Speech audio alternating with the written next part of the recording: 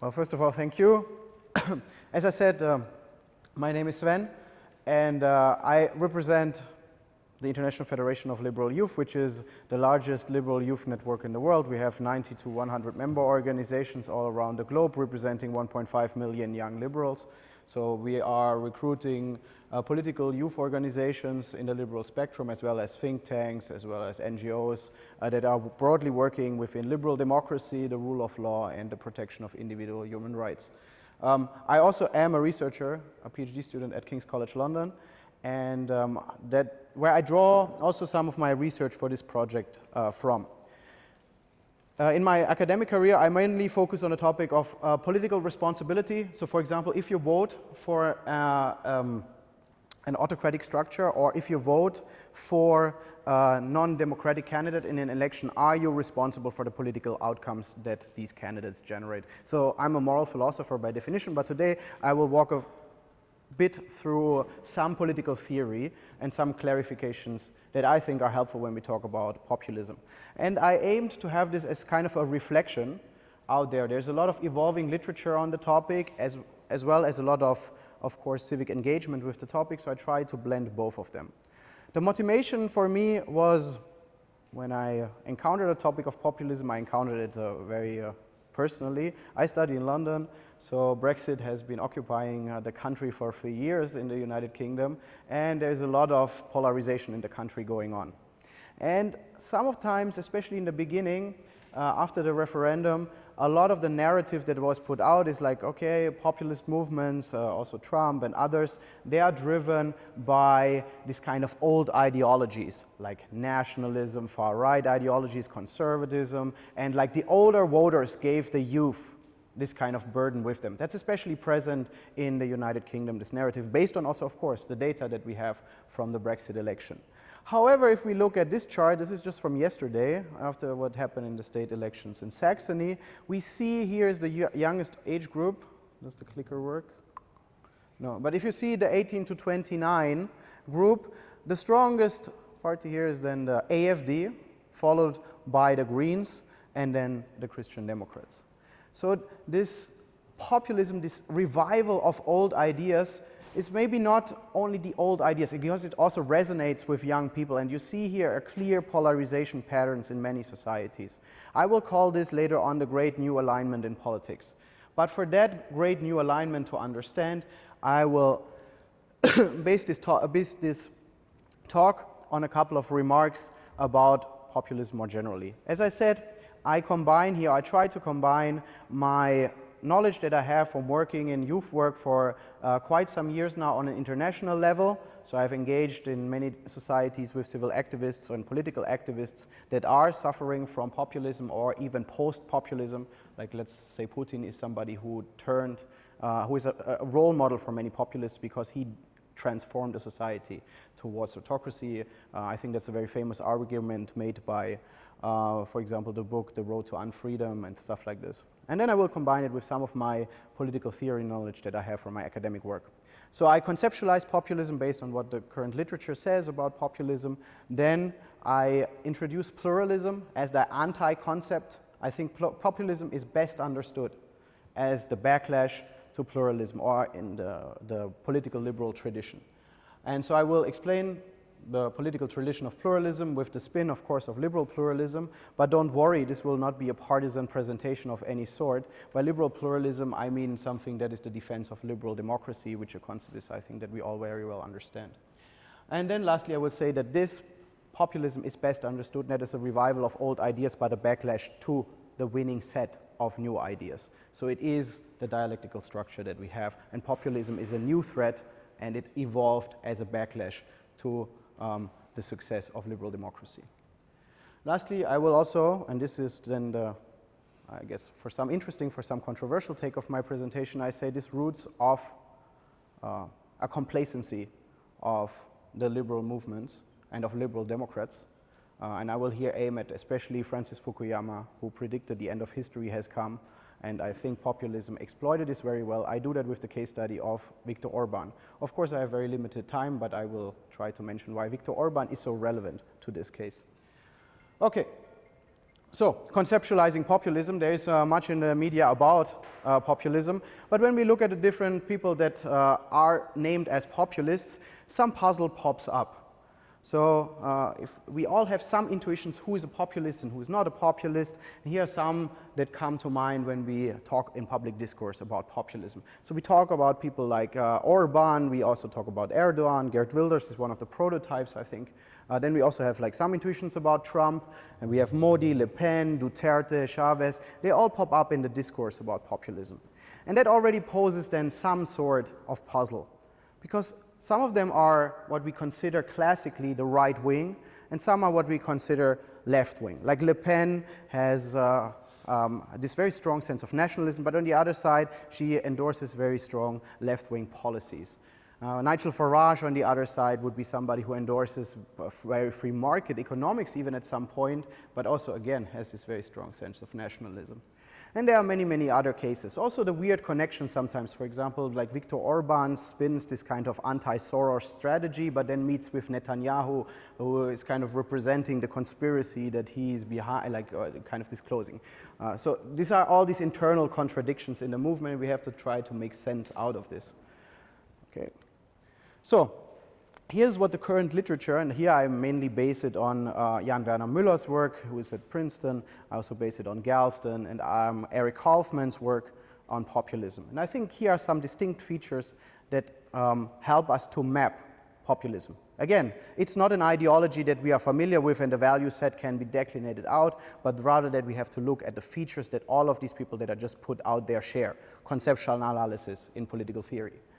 Okay, the first one, all of them seem to make a very strong moralizing case for what they are doing. So they use national symbols and a kind of a narrative to put forward that they occupy the moral high ground in politics.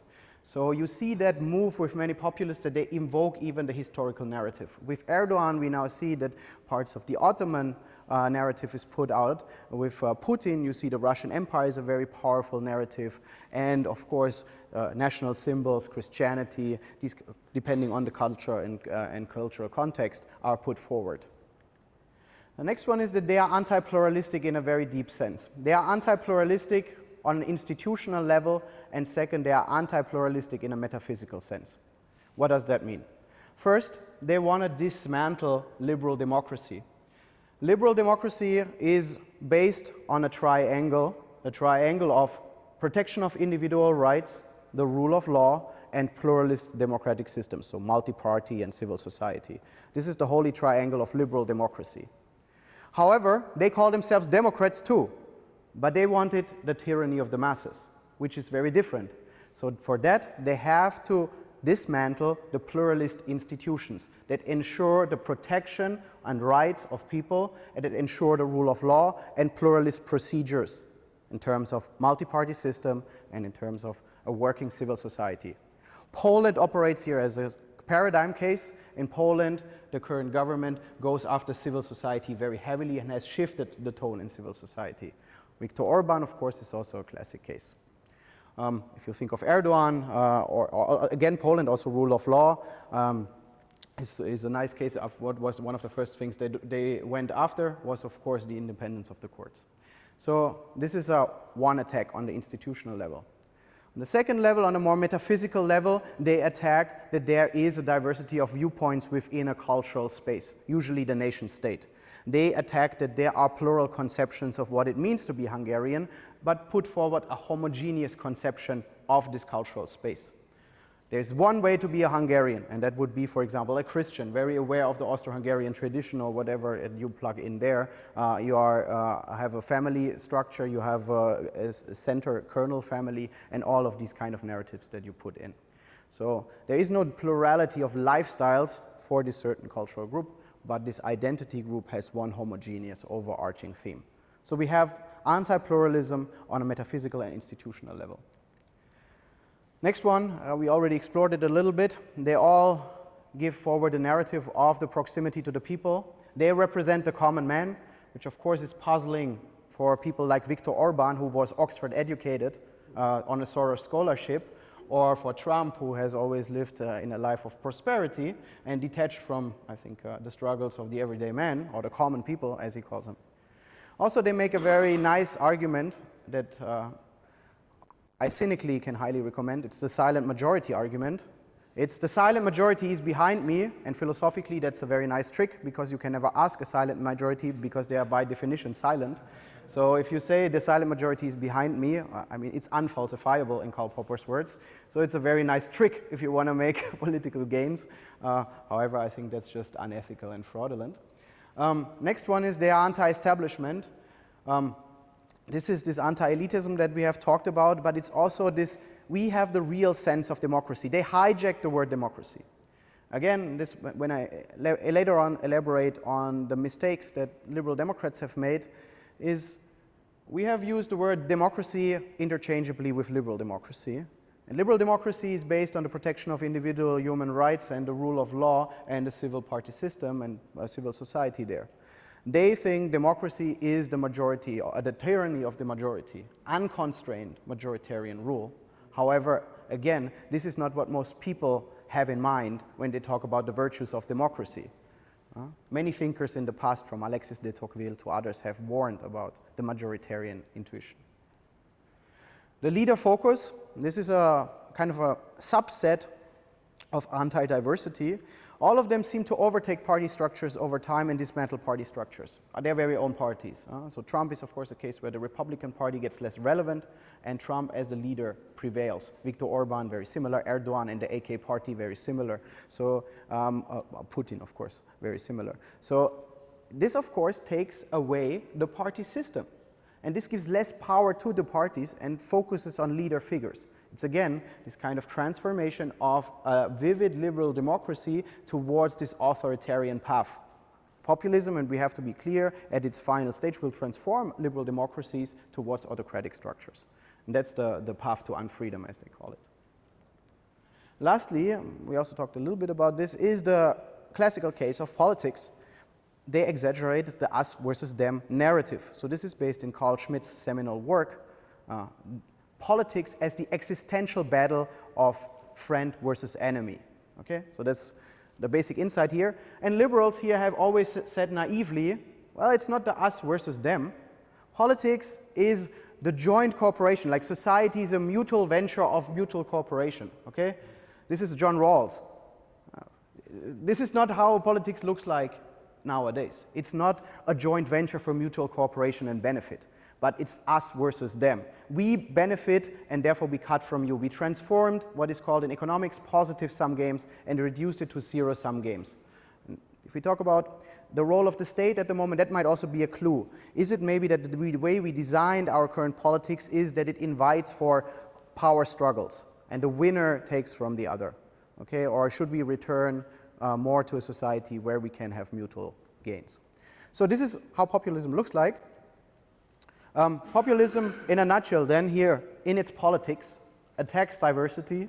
It has a very homogeneous conception of the good. That's the very definition of anti-pluralism. It attacks the multi-party system, it attacks civil society, and it attacks the rule of law. These are all common features. If I just subsume that, that gives me the essential claim to my first hypothesis. Populism is best understood not as a right or left-wing ideology, it is an anti-pluralist ideology. Because our common conceptions of left and right do not grasp this. There can be left anti-pluralist policies, and there can be right anti-diversity policies. Therefore, it is fundamentally and best understood in a new alignment of anti-pluralism. And I will elaborate a bit more about this in a second. But first we have to understand the political tradition of pluralism. Pluralism is a deeply founded philosophical concept, but I want to talk more about the political implications of pluralism. And for pluralism, I don't mean this kind of pluralism, which has, I think, more hurt the political cause of pluralism than it has benefited. So like people like cuddle bears, like Justin Trudeau says, pluralism, we all love diversities, we all should be friends. I think we should have a more robust argument why pluralism is not only something desirable, but something metaphysical and important about our societies. So just asserting that diversity is great is probably not enough in social discourse. So what I invite you to do is to do a little exercise, because I think pluralism is best experienced and not only talked about. So on your smartphones, you can just go to menti.com and there's a code that they ask you, a room number, And I put in there something on the room code 337441.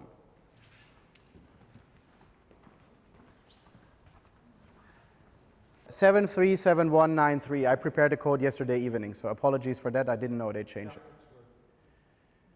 So you should see a painting there now.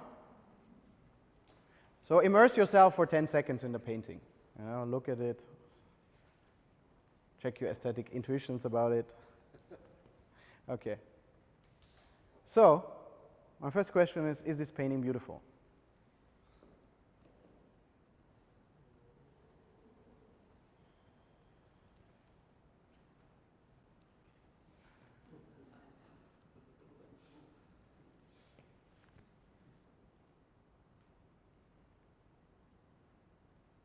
Okay, we should be roughly like 20 people or something. Okay, so we have a 50-50 split, 8 people disagree with, so it's one of my favorite paintings. It's the Twombly part of the, what he calls the Odyssey. It's a series of paintings that he has in the Philadelphia Museum of Art. If you ever want to check it out, highly recommend it. One of my favorite paintings, and 8 of you think it's ugly. Not a good start. Here's the second case I want to ask you. It's the famous trolley case in philosophy. I told you I'm a moral philosopher, and at one point I have to talk about the trolley problem. The trolley problem goes as follows. There's a driverless trolley heading down the tracks. There are 5 people on the tracks. Luckily, you're standing next to a lever, and if you pull that lever, you can redirect the train, and the train then only hits one person, which is on the tracks. So my question to you, does that work? Yes. Would you divert the trolley? 5 versus 1. Yes, but you are one pulling the lever. There are no other possibilities. And they are not your relatives or something. You don't know anything. Behind the veil of ignorance. No. Okay? Okay, would you divert the trolley? Are you obliged to vote? Well, you have to make a decision, right, at one point? Because if you don't do anything, then it's none. Then you wouldn't divert the trolley, right?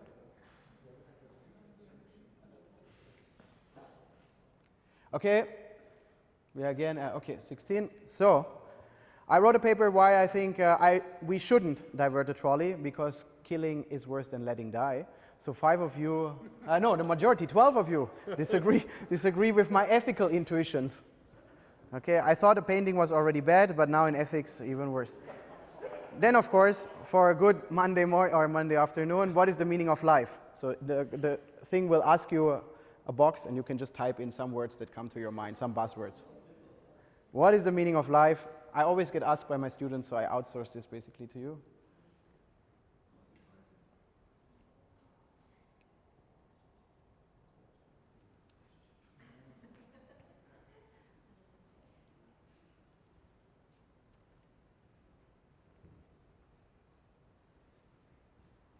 Okay, happiness, life.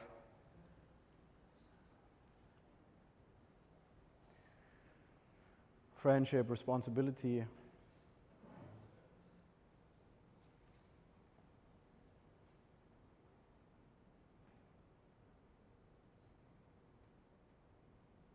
Love and being loved, or the hedonistic one here, to enjoy, maximizing happiness, utilitarian. 42, there's always somebody of 42. Hitchhiker's Guide is a successful story, I don't know. Beer. Yeah, there are quite some Germans in the audience, I guess that's why. Kindness, responsibility. The soup we had for lunch, apparently. Good. Okay. So this algorithm makes words that come up more often bigger, but you see that there's a lot of diversity already in the word cloud. And you might ask yourself, why do I ask such silly questions? Well, even in a room that wants to discuss populism with the joint mission, in a room where people have very similar experiences in terms of politics, and maybe I guess also shared political beliefs to a certain degree, you see this incredible diversity. We disagree about aesthetics. You insulted my most favorite painting. We disagree about ethics. You disagreed with me and my solution to the trolley case. And we all have different conceptions of the good life. That's pluralism. There are plural viewpoints that are deep down there, and we can never resolve them. John John Rawls famously said that pluralism means that there is deep disagreement between people. And it's not on us to resolve these deep disagreements. Because it's a conceptual mistake, he thinks. Because when we have disagreements about facts, we solve them by invoking, for example, the scientific method or look things up. But if we have disagreements about values, we can never deal with it. That's why we have to move forward, and this arrangement is called pluralism, where we accept, not only tolerate, but accept that different people have different conceptions about the good life, that they have different perceptions about politics, what matters in life, aesthetics, ethics, the big questions. Okay? And this is the conception of pluralism. I will skip this rather because goes rather straightforward.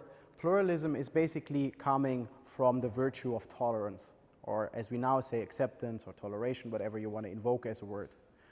Pluralism is the political way of how to deal with this deep disagreement on a societal level. It's to peacefully live together and empower yourselves even if you disagree about the most fundamental questions and you can never resolve this tension. Okay, I also think that this project is deeply rooted in the liberal tradition. This is a chart that I have for a forthcoming project of mine to name the 8 core values of liberalism that unites all liberal schools from social liberalism to libertarianism. And as you see, toleration is here written on one of the core values, basically also rooted in its strong commitment, liberalism, to individualism. Because of this recognition that individual agents matter and that individual agents disagree about what matters in life, we have to empower them in a society where we accept these differences and do not force our conception of the good life upon others. So now hopefully you can see from these remarks about pluralism that populism is precisely the opposite. Populism tries to enforce one conception of the good life amongst others members of society. And this is what I call now the great realignment. In the past, the big divides in society have been between the left and the right, about access to funds or redistribution or how much the state should be involved in such matters. That was the left versus the right. Now, I think it is the open versus the closed society. We have moved past these alliances. Now the big determining question, that's why I guess we talk so much about migration, is the open society embracing pluralism versus the closed society, the one that doesn't impose pluralism. And that's why I think liberalism and populism are the antagonists in this game. And again, I have a very broad and big tent understanding of liberalism. Populism is best understood as a backlash to the success of liberalism. And this is very clearly articulated by the populist movement in recent months. They now, after trying to dismantle the institutions, they go after the ideology very directly. Putin, in an interview in June, said modern liberalism is obsolete. You now see this rhetoric made by Erdogan supporters, and you see that even in the US. The National Conservatives have put out a pamphlet this month where they say America's Epicurean liberalism has failed. We are moving for something that they call national conservatism. They have clearly indicated that their enemy is not left versus right, it's the open versus the closed society, and that's the realignment that we see. And this is not a coin that I term myself. There's historian Stephen Davies who has a very similar view of this new alignment. So, let me close by a couple of remarks, because after all I come from a liberal youth organization. I'm also the co-author of the Liberal Manifesto, which is kind of the manifesto for all liberal parties in the world. So why do I think liberals matter to this story? Well, initially I thought it's a general trend whatsoever, but I'm also exposed to people like Viktor Orban, who was former vice president of Liberal International, our mother organization, who has been affiliated with many ALDE members who slept on the couch of Guy Verhofstadt. So we know that he knows liberalism very well. So I was more puzzled about all of this. So what do I think is the liberal big mistake? Well, first one, liberals over the last couple of years have become a big tent organization. We have embraced social liberals to libertarians all under one organization that has caused great divide. So that's what I call the separating power of marginal disagreement. If you meet with your friends, what do you talk about? The stuff that you don't agree upon. And the same happened, especially within liberal Democrats. They talked about what didn't unite and not what united them. So that's the first point. The second point, I think, is more fundamental. It's the Francis Fukuyama fallacy. Fukuyama wrote a very famous book after the fall of the Soviet Union, which he called The End of History, and there he basically argued liberal democracy has won. Now, gradually, all countries will adopt liberal democracy, and we are at the end of history in terms of politics. Okay, of course, I'm simplifying here, but that's the story. But now we see the backlash, and you shouldn't be too sure of yourself. And I don't think Trump is the person to learn from, but especially Viktor Orban is the person to know from. He very early on coined the word of illiberal democracy, and he knew about the weaknesses of the liberal movement very well, namely that we have become too complacent, meaning too lazy in affirming our ideas. If you believe that you are winning anyways, you are becoming kind of smug and don't affirm your values. You become lazy in your fight for the liberal democratic views, and you become also lazy to defend these values. Okay, that's the old point made by John Stuart Mill. And I think this is why we see nowadays the struggle of political movements, and that they have their clear antagonist indicated. Putin, we now see with the rhetoric, the conservatives putting out books where they clearly attack liberalism. This is, for example, a professor at Notre Dame who wrote a very famous book, Why Liberalism Failed. So, if you believe my narrative here, like liberals have, because there has such been a consensus on certain issues, for example, the triangle of liberal democracy, they have been focused too much on inward discussion and they have become too lazy. Well, how can we move forward? And that's especially interesting, of course, for me as somebody who is working with youth politicians or young politicians. Well, I think there is a vision out there. It needs to be rethought. So the big project for youth work has not to be about politics and public policy. It has to be dream big. It has to be, once again, what we saw already early on, 60s, 70s, 80s, discussing of what the open society means and what the implications of it are. There are people who started this project and who are very vocal and got very, I think, important ideas like Isaiah Berlin, Hannah Arendt, or of course Karl Popper. But we have brought down too much into the nitty-gritty of politics instead of having a bigger vision. However, the youth, I think, needs a bigger vision. What is the big project of liberal Democrats? Because the populists have one big move. Creating a sense of belonging, creating the big community, restoring the greatness of plug in whatever country you want. Okay? Instead, we offer something like this. We offer something very technocratic to the youth. Every of our youth projects has to have measurable outcomes. So of course, I'm all in favor of, we have to be careful with taxpayers' money and all of this stuff, but our projects have become, to a certain degree, hijacked by the tyranny of measures. And if you want to dream big, it's hard to measure. If I inspire one person to think in the future or like change their views on diversity, how can I ever measure that? However, all of our public policy goals and our goals with youth work is hijacked by that. And I'm not an idealist and say we should just come together without anything, with any space, without any measurement, but there must be an in-between.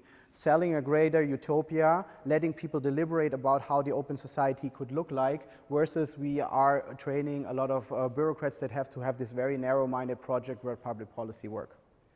So, coming back full circle, here I think is the great alignment at work. My prediction that I put out forward is populism is the anti-pluralism. In the German elections, I would say pluralism is best represented at the moment in public perception by the Green Party. Unfortunately, I would like to see it more with the Liberal Party, but the Green Party was selling, especially after the migration crisis, the open society to their voters. And who do you see second here? It's the Green Party. It's the populists versus the pluralists. So this is the great new alignment already at place. We don't have the left and right here. It's the Greens, who stand for pluralism, versus the AfD, which are the populists. And that's, I think, is the great alignment in politics. And we might observe it in many other societies. And I close with a quote from Karl Popper, because he got this struggle right. Popper anticipated that the way to the open society will be hard, and not like Fukuyama, it will be an inevitable path.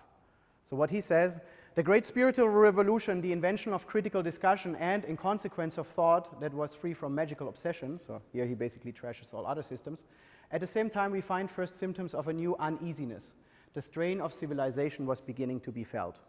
What he means here is moving towards the open society makes you already feel uneasy, that something could go wrong. And then he goes on. This strain, this uneasiness, is a consequence of the breakdown of the closed society. It is still felt even in our day, especially in times of social change. It is the strain created by the effort which life in an open and partially abstract society continually demands from us, by the endeavor to be rational, to forego at least some of our emotional social needs, to look after ourselves, and to accept responsibilities. And again, all of these words hit the political realities of today just with the hammer to the nail. We must, I believe, bear this strain as the piece to be paid for every increase in knowledge, in reasonableness, in cooperation, and in mutual help, and consequently in our chances of survival and the size of the population. It is the price we have to pay for being human. The diverse, open society is difficult, and there will be backlash. He already anticipated that, but he thinks it is worth striving for, and that's the vision we have to put out again forward. And me, as somebody who is in youth politics, this is, I think, something we often forget, that there is a grander vision people have to work on him. And if we want to combat the populists, it's not by labeling them like only racists. It's the bigger battle of closed versus open society. And I hope this was informative and helpful. This is how I perceive the struggle of populism. Thank you very much.